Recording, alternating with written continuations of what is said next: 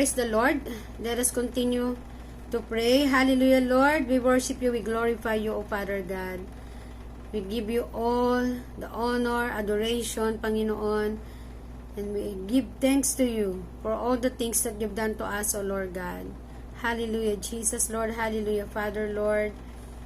Kaya mo, Panginoon, na muli maranasan namin, Panginoon. Let us experience and Lord, maramdaman namin, Panginoon. Maranasan namin, Lord God, yung pagkilos mo sa aming kalagitnaan.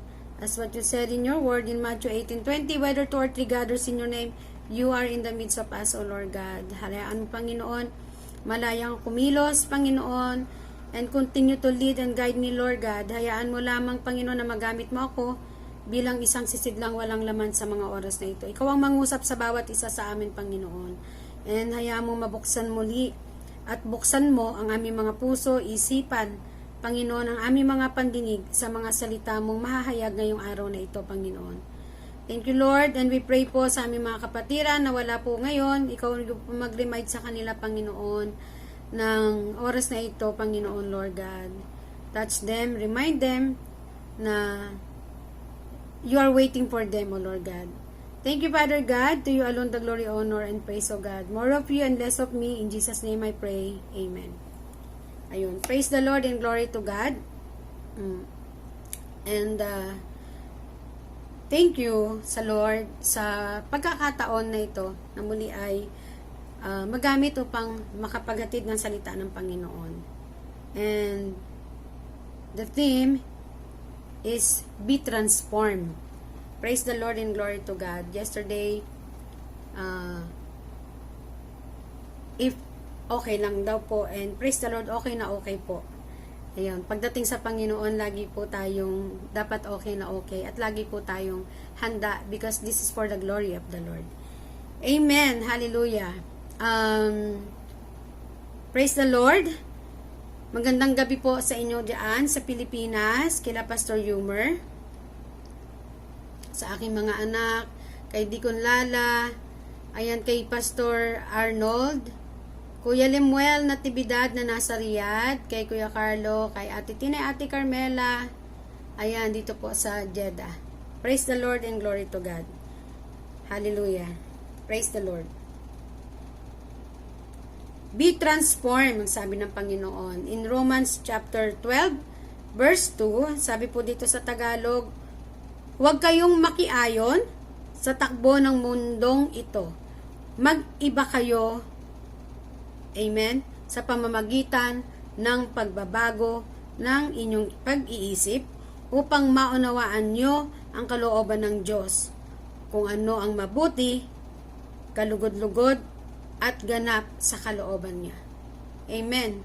Praise the Lord and glory to God. Hallelujah. Sabi ng Panginoon, do not conform to the pattern of this world, but be transformed by the renewing of your mind, that you will be able to test and approve what God's will is, His good, pleasing, and perfect will. Amen. Pag narinig mo yung transform, di ba? Ang papasok agad sa isipan natin, transformer ba ito? Di ba? Transformer. Hindi po ito about sa transformer, kasi ang transformer na napapanood natin is, 'di ba? Nagta-transform into one giant robot. Pinagsama-samang mga part hanggang mabuo yung isang napakalaking robot. And then after that, pagkatapos na ng laban, parang ano tawag doon, dismantle o maghiwa-hiwalay na sila. So, babalik na sila sa dati nilang form. Okay. Ano ba yung nabubuo sa isipan natin pagdating sa transformation or transform? Di ba yung pagbabago? Pagbabago ng pagkatao, pagbabagong anyo, pagbabagong ugali, o pagbabagong buhay kasama si Kristo Jesus sa buhay natin. Amen. Paano ba tayo nabago? Paano tayo mababago? Praise the Lord. How? Ngayon po pag-usapan natin si Paul.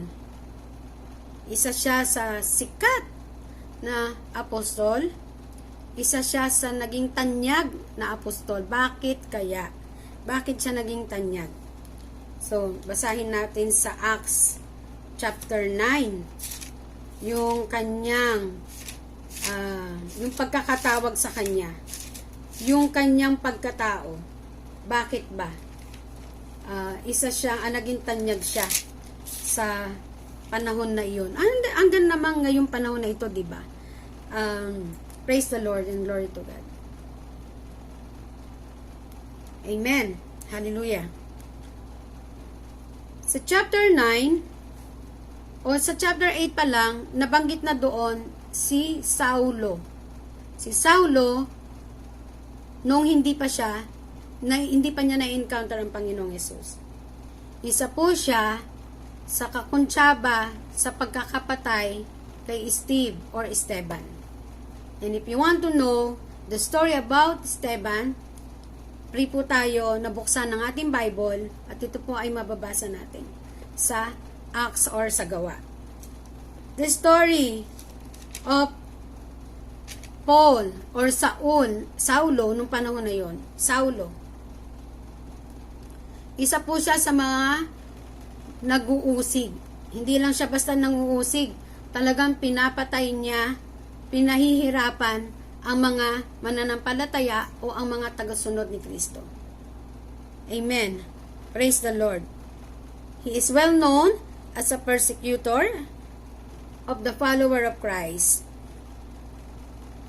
And kaya po siya naging sikat na sikat noon dahil yung mga tao na pinangangaralan niya nagtatanong, hindi ba ito yung dating nanguusig sa mga tagasunod ni Jesus?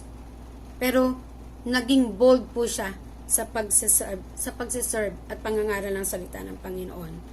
Amen.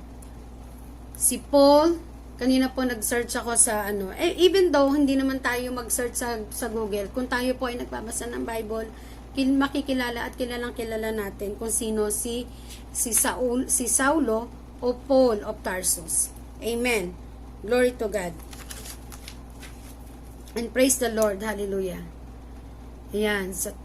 Ang Tarsus ay matatagpuan natin sa province of Cilicia na ngayon ay modern Turkey na po. And konting trivia lang. Pero sabi rin po na bahagi siya ng Damascus na matatagpuan sa Syria. Okay. Si Saulo or si Paul na nanguusig ng mga mananampalataya. Na-encounter niya ang Panginoong Jesus sa chapter 9. Yung pagkakatawag kay Saulo. Amen. Hayaan niyo po na basahin ko po. Sabi po dito, samantala patuloy ang pagsisikap ni Saulo na maipapatay ang mga alagad ng Panginoon.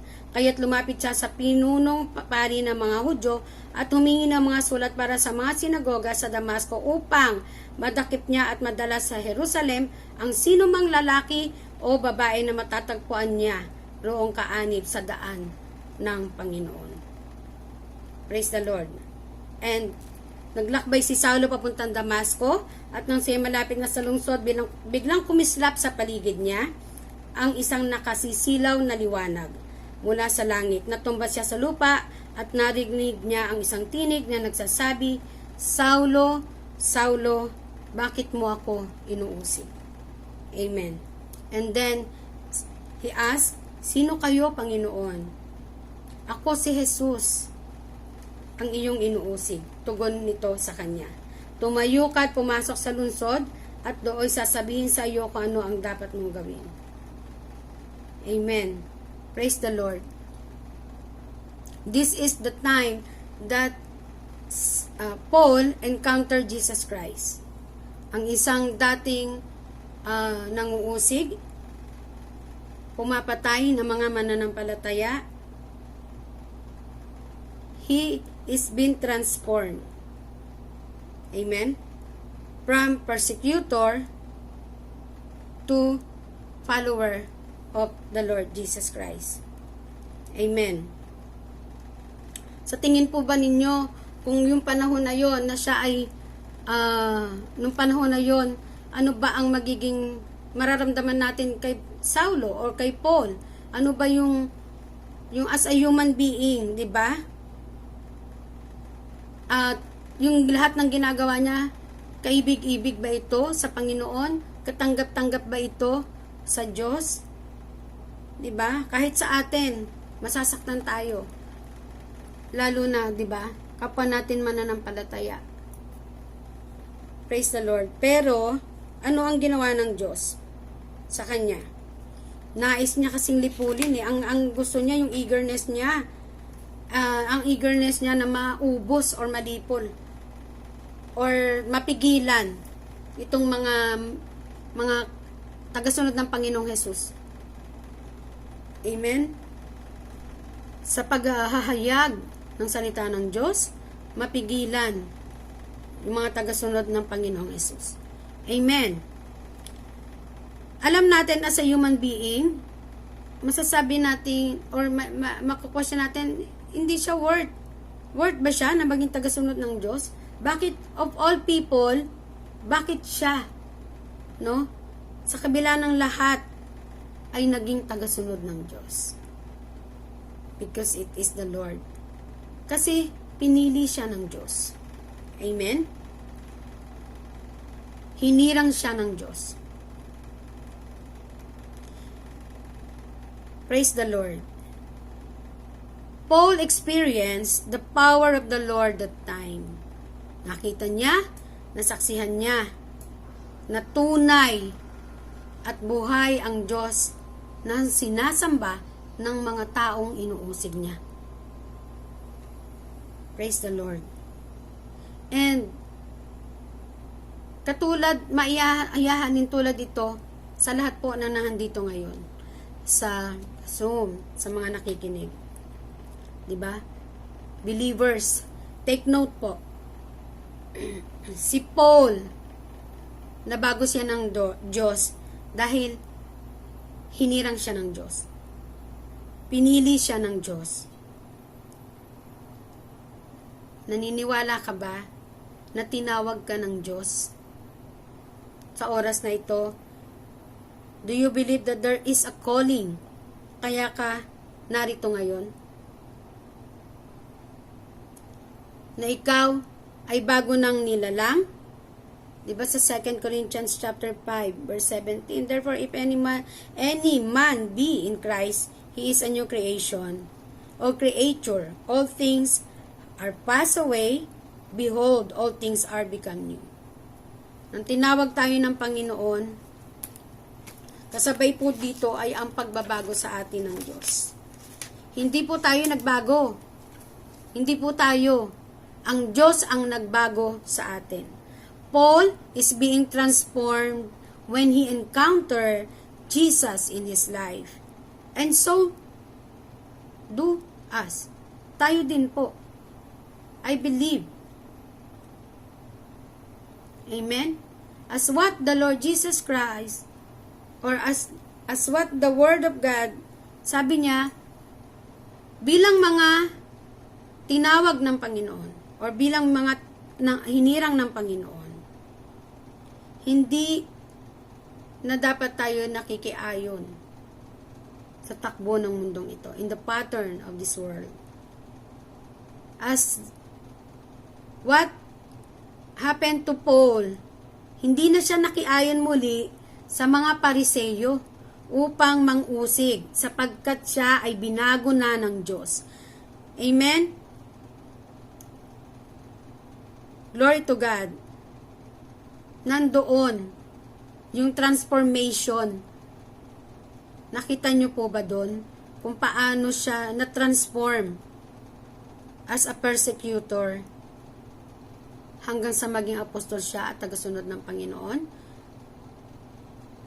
He mightily served the Lord God until the end, the very end of his life. Kung mababasa natin yung kanyang mga naisulat, because there are books of the Word of God dito sa New Testament na mababasa natin ay isinulat po ni Paul. Amen? At ngayon nga po ay nababasa natin ito. Praise the Lord. Sabi nga, kung paano niyang sinunod ang kalooban ng Diyos sa kanyang buhay. He is being transformed kasi sumunod siya sa kalooban ng Diyos. And as a believer, tinanggap natin si Jesus sa ating buhay. Nang tayo ay kanyang tinawag, andoon na po yung pagbabago sa atin. Sinabi na rin po doon sa 2 Corinthians chapter 5:17, di ba? Tayo ay bago ng nilalang nung tayo ay tumanggap sa ating Panginoong Hesukristo. Na from nothing into something. Isang manguusig, mamamatay tao na naging alagad ng Diyos o ni Jesus. Magagawa, sino ba ang tao makagagawa nito? Even the pastors cannot change you. Even the president of your country cannot change you.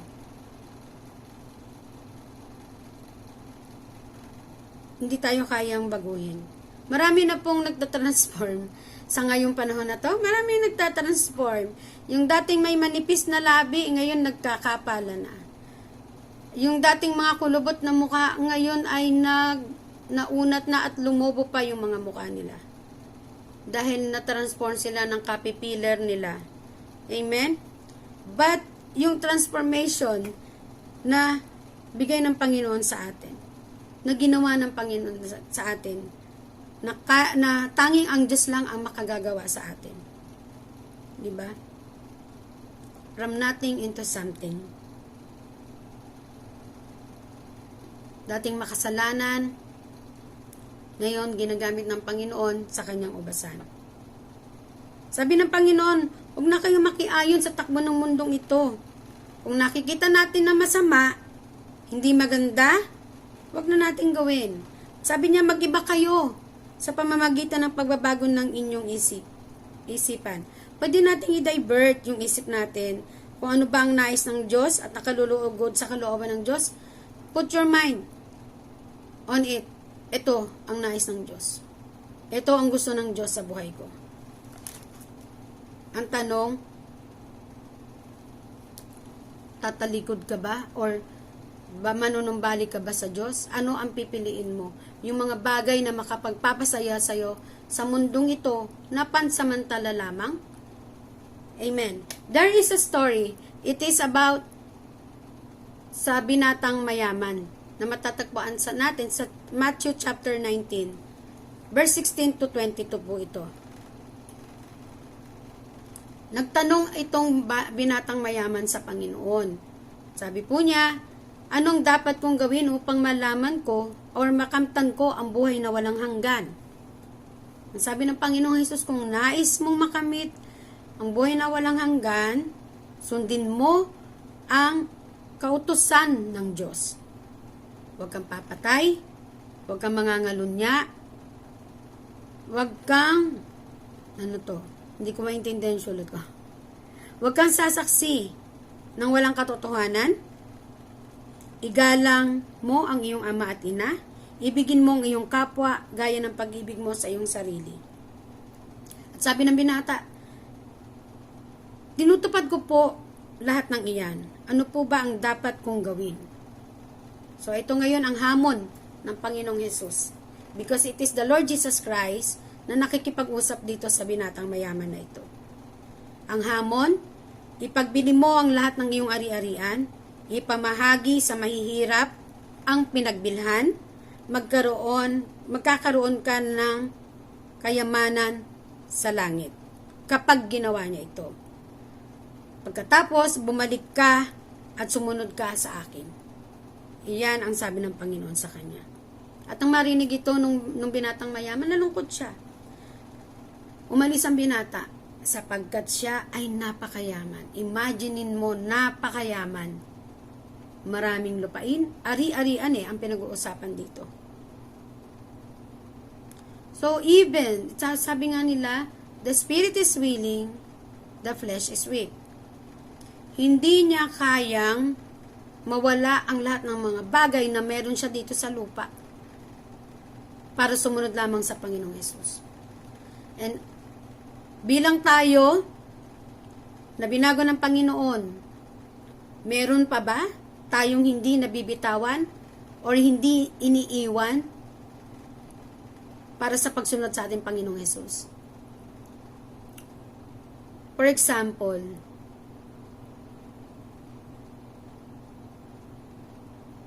meron akong kakilala na she's a servant of God. Naglilingkod siya sa Panginoon mightily. And then, na-shaken yung faith niya because doon sa mga sitwasyon na nasaksihan niya. At ginamit ito ng kalaban para mawala siya sa limelight. And then, years after years, nagkaroon siya ng karelasyon. Masaya ang buhay niya. Pero, something is empty inside her. Kasi nga, tinawag siya ng Panginoon. So, bumalik siya doon sa pinanggalingan niya na yon. At itong kakilala na ito, may pangungulila siya sa presensya ng Diyos sa kanyang buhay. Masaya siya, pero something is missing. May mali. Bakit? Kasi po, kasal siya sa asawa niya. Although hiwalay na sila nung asawa niya ng matagal ng panahon. Nagkaroon siya ng boyfriend. Ilang taon din. And then, ano talaga kapag tinawag ka ng Diyos, kukuhanin ka niya at ibabalik ka niya sa kanya. And then, itong tao na ito, itong babae na ito, isinuko niya sa Panginoon. Alam niyo yung kanta kanina, I surrender. Talagang everything. Because in her heart, she want to know more about God, about Jesus, about the Lord. Ano pa ba yung gagawin ng Panginoon sa buhay niya? Dahil tinawag siya ng Panginoon, binago siya ng Diyos, pinipilit siyang baguhin at baguhin ng Panginoon. How many times na nalugmok siya sa kasalanan? Pero, sa Panginoon siya ibinalik siya ng Diyos sa kanyang ubasan. One thing, she really want to serve the Lord. Gustong-gusto niya na maranasan ang presensya ng Diyos sa kanyang buhay. Pero alam niyo ba, na hanggat hindi niya binibitawan yung relasyon na yun, hindi nagtatagumpay ang kalooban ng Diyos sa buhay niya. Until the time na mangusap ang Diyos sa buhay niya, iwan mo at tingnan mo kung anong gagawin ko sa buhay mo. Isa lang yan sa example. Gusto mo mag-serve sa Lord, pero hindi mo kayang iwan yung makakapagpasaya dito sa lupa na pansamantala lamang. If you want to serve the Lord, iwan mo, talikuran mo 180 degrees. Yung kasalanan na yun na nagiging hindrance to serve Him.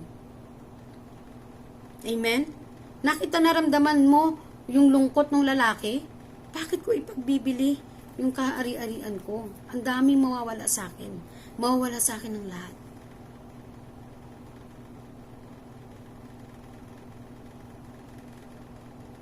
Praise the Lord. As being transformed o binago ng Diyos, nandoon yung willingness dapat natin sa pagsunod sa kanyang kalooban o sa kautusan niya. As being transformed, dapat handa kang iwan ang lahat para sa kanya. Alam, di ba? Alam niyo ba yung pinakamagandang dapat nating iwanan at dinabalikan pa sa ating mga buhay?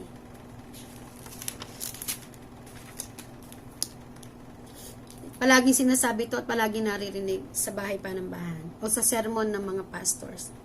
180 degree na pagtalikod sa kasalanan. Masakit, pero kailangan nating gawin. nagmamahal lang naman ako kasi siya yung lagi kong kausap eh. Kasi siya yung ganito, nagbibigay. Pero hindi eh.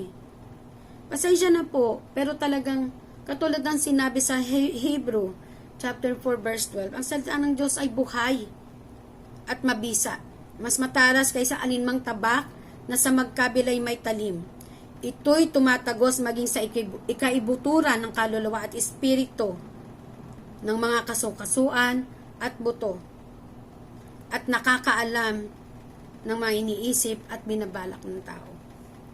God knows everything.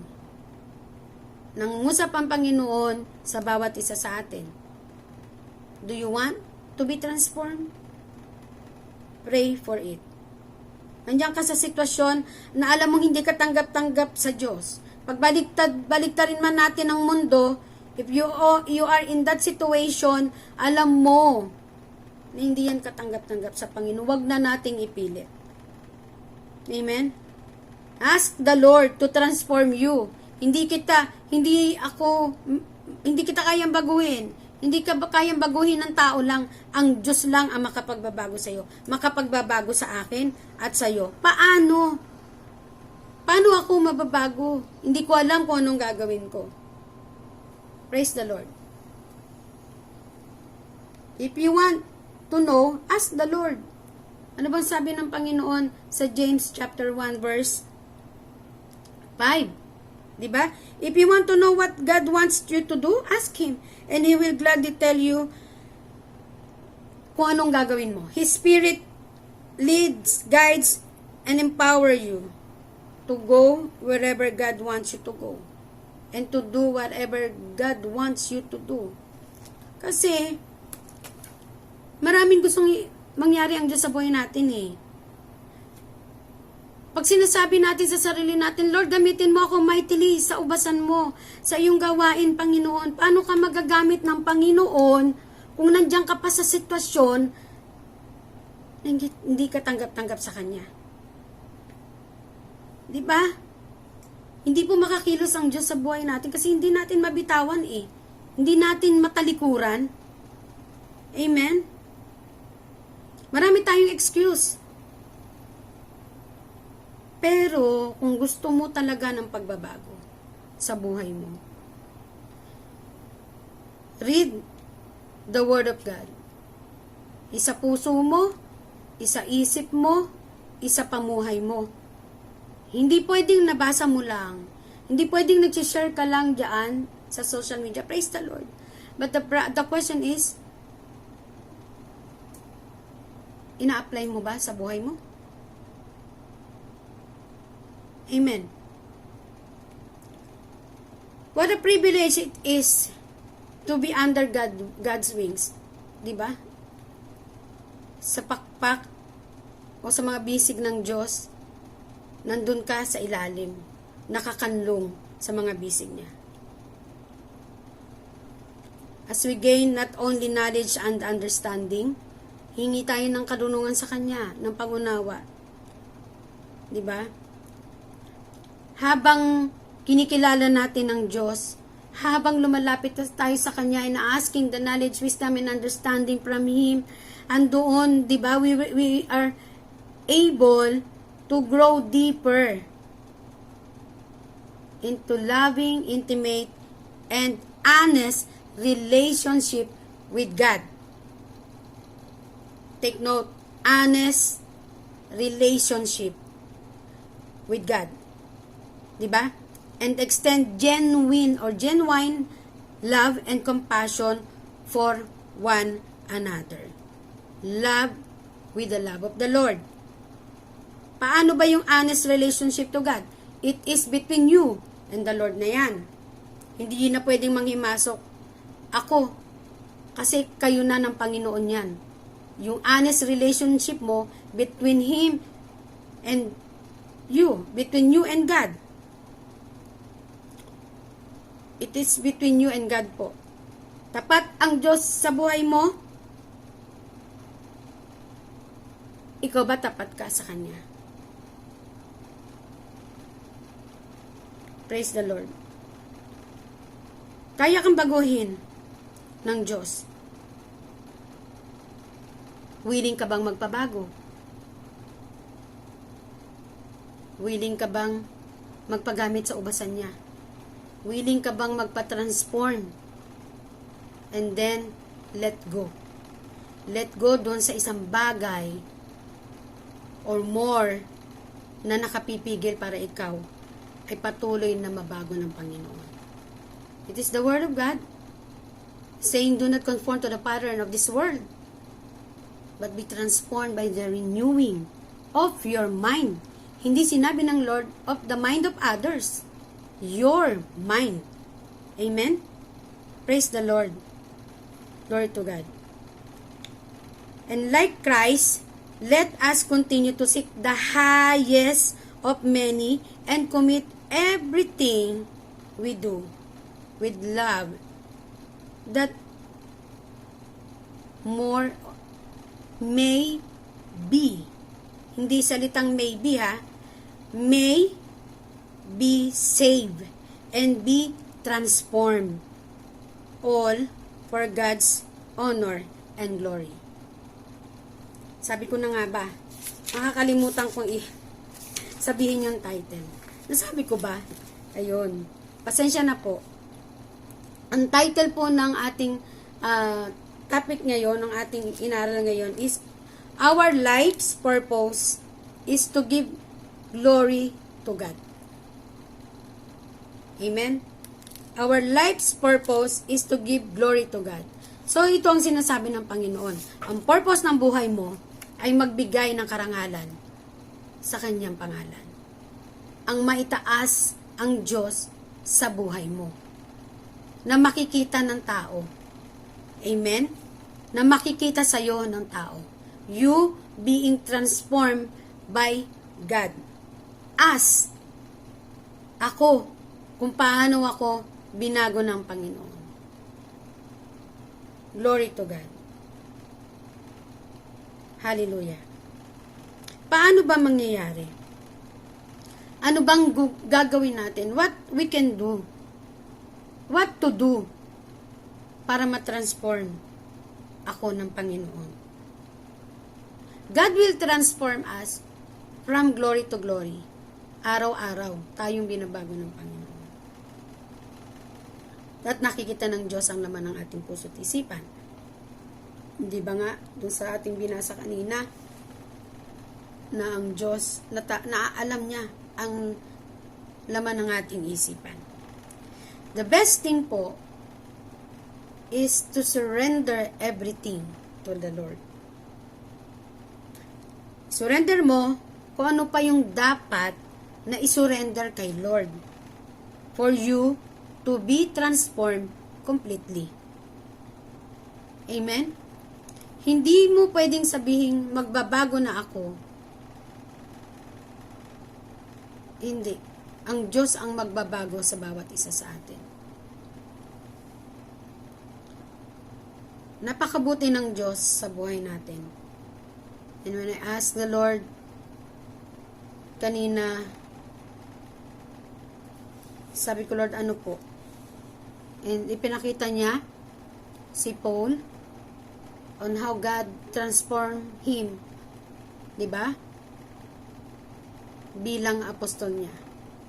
Napakaganda ng ginawa ng Diyos sa buhay ni Paul. Napakarami ang nabago sa buhay ni Paul.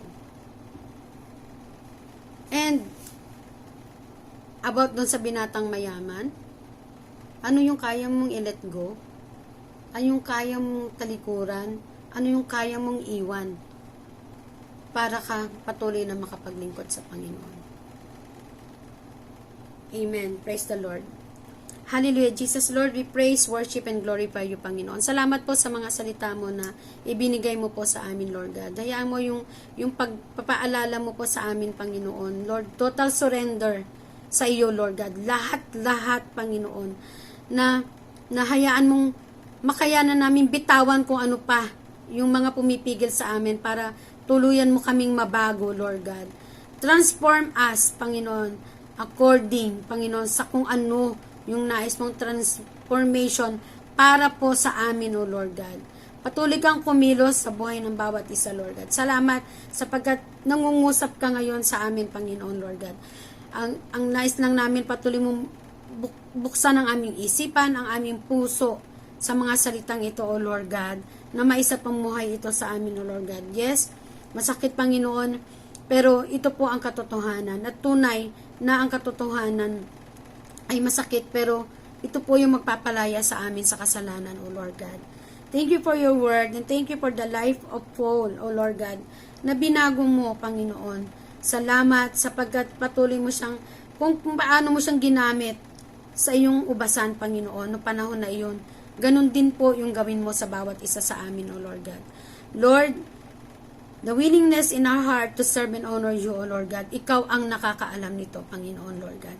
At hayaan mo, Panginoon, na sa bawat araw ng buhay namin, simula sa mga oras na ito, Panginoon, na ikaw po yung mag-glorify sa amin, Lord God. Yung purpose po ng buhay namin, Panginoon, na kung paanong maibigay lamang sa iyo yung kaluwalhatian.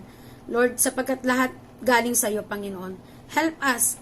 Gamitin mo kami, Panginoon, to save people, O Lord God, sa paligid namin, Lord God. We don't know how, but Lord, let the Spirit lead and guide us, O Lord God. Tulungan mo kami, Panginoon, na patuloy na maging karapat-dapat sa paanan mo, Panginoon, Lord God, bilang mga tagapaglingkod mo. Salamat, O Diyos, sa iyo lamang po ang pinakamataas na papuri pagsamba at lahat ng karangalan sa pangalan ng iyong anak na si Jesus at sa gabay ng banal na Espiritu Santo. Amen. Thank you, Lord.